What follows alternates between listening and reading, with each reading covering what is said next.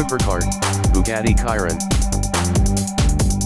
The Bugatti Chiron is a mid-engine two-seater sports car developed and manufactured in Molsheim, France by French automobile manufacturer Bugatti Automobiles SAS as the successor to the Bugatti Veyron. The Chiron was first shown at the Geneva Motor Show on March 1, 2016. The car is based on the Bugatti Vision Gran Turismo concept car.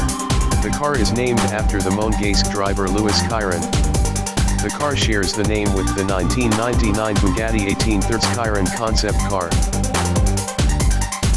The main carryover component from the Veyron is the 7,993 cubic centimeters 8.0-liter quad-turbocharged W16 engine, though it is heavily updated. The engine in the Chiron has a peak power output of 1,103 kilowatts, that is 1,479 horsepower, at 6,700 revolutions per minute. The Chiron can accelerate from 0 to 97 km per hour or 0 to 60 miles per hour in 2.4 seconds, from 0 to 200 km per hour or 0 to 124 miles per hour in 6.5 seconds.